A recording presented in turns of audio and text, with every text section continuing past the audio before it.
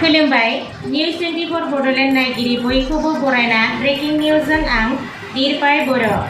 दिनै इं 14 आगस्टआव चिरां जिल्लानि सिङाव थानाय खुंब्रि बावरागुरि गामियाव मडेल अंगनाबादि सेन्टार 33 नं सिडली समस्तिनि मानगोनां एमएलए जयन्त बसुमतारीनि आखाइजों बेखेवनाय जायो।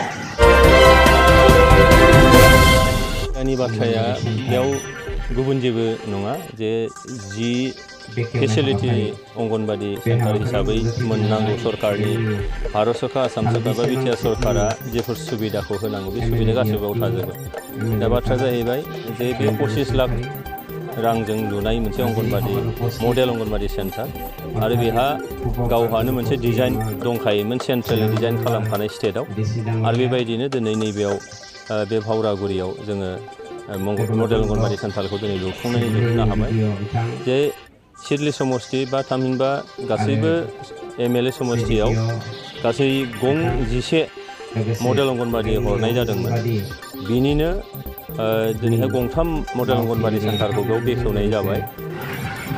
बे बेखेवनाय हाबाफारियाव बावरागुरि गामिनि रायजो राजाजों लोगोसे खुंब्रि ओनसोलनि मेलेमजिबि आरो बिटिआरनि हाग्रा बिफाननि मावफुं सोद्रोमा रन्जित बसुमतारी, चिरां जिल्लानि जिल्ला बेंगिरि पि विजया भास्कर रेड्डी, सिडली ब्लकनि भिडिअ कमुद नार्जारी, 14 नं चिरां दुवार ब्लक इउपिपिएलनि आफादगिरि बिरदाव मुसाहारि बिथांमोना बाहागो लायो।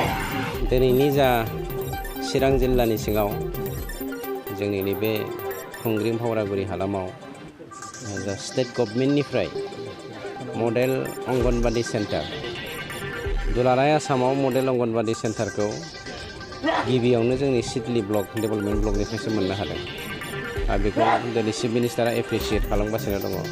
सिडलीयाव जे सिडली ब्लकनि गेजेरजों जे एसेबां कुइक डेभेलपमेन्ट जादों बेखौ मडेल हिसाबै दिनै गुबुन गुबुन आसामनि जायगाफ्रावबो मडेल अंगनबादि सेन्टारखौ बानायगासिनो दं आरो बेनिनो भावरागुरि हालामनि जा मडेल अंगनबादि सेन्टार दिनै जों बेखौ अपेनिं खालामनाय जादों आरो फैगौ 75थि भारतनि उदांस्रि सान 15 आगस्ट बे 15 आगस्टआ जोंनि गेजेराव सान्थि खौसेथि लाबोथों बेखौनो आं दुलाराय जोंनि बिटिआरबासि आरो साफ्रोमबो बर' फिसाफोरनिसिम आंनिफ्राय मोनसे गोजोन हामलायथि हरनाय थाबाय।